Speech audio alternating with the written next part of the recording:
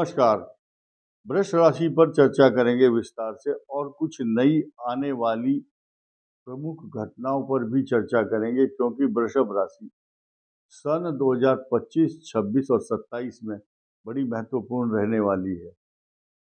मुख्य बात क्या है कि एकादश भाव में 3 जून 2027 तक आपको रिसोर्सेज ऑफ इनकम जो हाउस है वहाँ पर शनि लगातार आपको लाभ के स्रोत उत्पन्न कराएंगे। साथ ही साथ ये हाईलाइट है और हाईलाइट के साथ साथ एक नई सूचना भी दूंगा, लेकिन पहले हम चर्चा करेंगे राहु और केतु। 18 मई 2025 को जब राहु और केतु ट्रांजिट करके रेट्रोग्रेड मोशन में पाइसिस मीन राशि से कुंभ में आएंगे तो आपके दशम और चतुर्थ भाव में होंगे।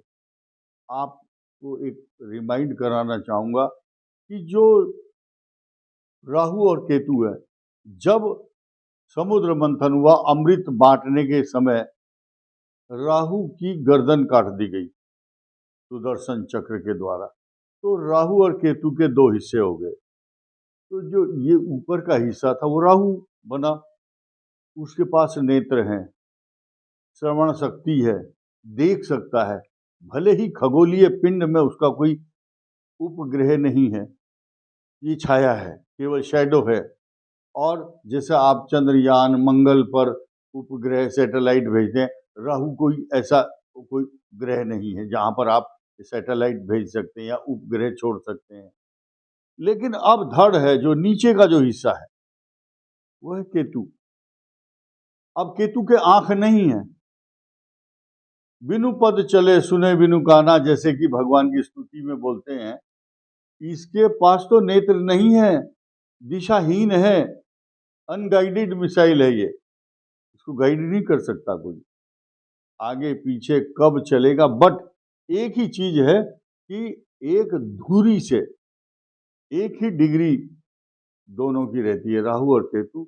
जैसे कि अगर राहु यहाँ है तो केतु यहाँ होगा, डिग्री चेंज होती रहती है, नक्षत्र के ऊपर से ट्रांजिट करते हैं। अब देखिए, केतु आपके चतुर्थ भाव में अगले 18 महीने तक रहने वाले हैं, और वो कौन सी राशि में होंगे? सूर्य की राशि में, जो इनके प्रगाढ़ शत्रु हैं।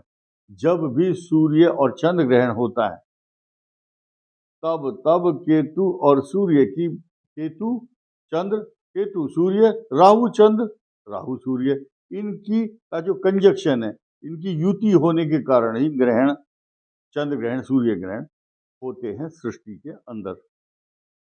अब चतुर्थ भाव जो कि केतु के कारण दिशाहीन है, वो स्थान किसका है? माता, मित्र, मकान, सवारी, पशु, जायदाद, प्रॉपर्टी तथा किसानों के लिए उनका ट्रैक्टर, उनकी गाय, भैंस, कुत्ता, बिल्ली, खरगोश, मोर, पंख, जो भी आप पशु पक्षी मछली पालते हैं, पशुओं के अंदर इन्फेक्शन पैदा करने का कारक और कारण केतु बनेगा। तो be careful, prevention is better than cure, because चतुर्थ भाव में होने वाले जो कॉम्प्लिकेशंस हैं, इनसे मैं इसलिए आपको सावधान करना चाहता हूं क्योंकि वहां पर बृहस्पति की दृष्टि नहीं है। अगर बृहस्पति की दृष्टि होती है तो किम कुर्वन्ति ग्रह सर्वे यस्य केंद्रे बृहस्पति, एस्ट्रोलॉजी का ये सिद्धांत है। अब वहां क्या है? वहां पर राहु और केतु चतुर्थ भाव में आपके जो सुख है, चैन है, आपकी शांति है, उसको छीन रहा है, छीनता है। मैं मानता हूं आपके जो माता है उसको ऐसे रोग जिनका डायग्नोज नहीं हो पा रहा है या होगा उस समय, ये कंडीशन 18 मई 2025 से शुरू हो जाएगी।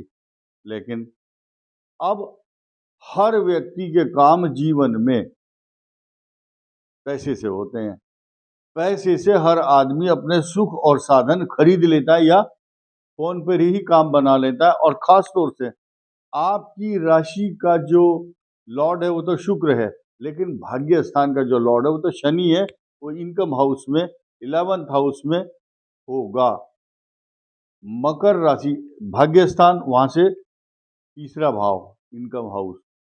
अब एक लोकोक्ति नहीं अपितु सत्यता इस शास्त्रों में कही गई है। जिसके राहु होता है 10 में, दुनिया होती है उसके बस में।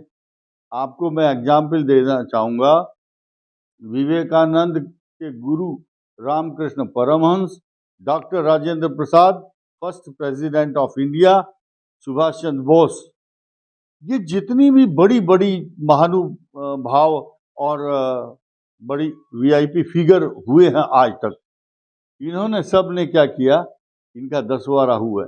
और राहु क्या है, नीति बनाना जानता है। अपनी प्लानिंग को, दूरदर्शिता को इस ढंग से लेके चलते हैं कि कानों कान किसी को खबर नहीं होती, और इम्प्लीमेंट भी करते हैं। महात्मा गांधी को देखिए, महात्मा गांधी अगर भारत के स्वतंत्र होने की परिकल्पना अगर नहीं करते तो आज देश आजाद नहीं होना था। तो एक प्लानिंग पाइपलाइन में उनके इस प्रकार की योजनाएं बनती हैं, तभी वो इम्प्लीमेंट होती हैं। ये आपके लिए एक सकारात्मक पहलू है। साथ ही साथ अतिचारी बृहस्पति सन 2025 में इतने बड़े इम्पैक्ट और इफेक्ट लेकर आ रहा है आपके लिए, क्योंकि आपके इनकम हाउस का लॉर्ड आपके धन स्थान में बैठा होगा। लेकिन जो स्पीड 365 दिन में वो पूरी करता है, वो केवल और केवल 154 दिन के अंदर वाइंड अप करने की कोशिश करेगा। और उच्चाभिलाषी शब्द एक सुना होगा आपने, जिसे धनु में मंगल उच्चाभिलाषी होता है, मकर की तरफ जाता है। ठीक इसी प्रकार मिथुन राशि में जब भी बृहस्पति आता है तो अतिचारी होता है, तो अगले भाव जो कि उच्च भाव है उधर जाने की परिकल्पना नहीं बल्कि प्रयास करता है। अगले 8 साल विश्व के सभी ज्योतिषी और खगोलीय शास्त्री इस रिसर्च में और इस बात में लगे हुए हैं कि अगले 8 साल क्या होगा, इस साल क्या होगा, ये चिंता का विषय है। मैं मानता हूं कि जब जब बृहस्पति अतिचारी होता है, और ये अतिचारी शब्द का मतलब बहुत तेज स्पीड से चलने वाला, और साथ ही साथ 6 ग्रहों का एकदम एक साथ होना, 62 में 8 ग्रह एक जगह थे। कई प्रकार की बाढ़, आपदा, पता नहीं क्या क्या हुआ होगा उस समय उन लोगों से। कुछ आज की जनरेशन को इस बात का पता नहीं है, हम लोग समझ सकते हैं। लेकिन साथ ही साथ जो अभी 6 ग्रहों का योग बनने वाला है, कब, 29 मार्च को, तो चंद्रमा कुछ समय के बाद बदल जाएंगे, 5 ग्रह रह जाएंगे। काल पुरुष की दृष्टि से वो 12th हाउस होगा। किसका, मेष का 12th हाउस। लेकिन हम तो वृष राशि की चर्चा कर रहे हैं यहाँ पर, तो 11th हाउस में 5 ग्रह आपको रिसोर्सेज ऑफ इनकम के साथ साथ आपको रिद्धि, सिद्धि, समृद्धि और प्रसिद्धि के साथ साथ आपको उन्नति, प्रमोशन, मान सम्मान, प्रॉस्पेरिटी देगा। लेकिन जो चतुर्थ भाव की मैंने बात की है, सुख के साधन छीन लेता है। कुछ लोगों को ये लगता है उधर तो आपने अच्छा बताया, इधर ये खराब बता दिया। ये आपको मैनेज करना है, क्योंकि ग्रह आपके हैं। यात्री अपने सामान की स्वयं रक्षा करें, ऐसा लिखा रहता है हर सार्वजनिक स्थान पर। हमने सिर्फ एनालिसिस किया है, बाकी आपको सोचना है। इस वीडियो में इतना ही। धन्यवाद, नमस्कार।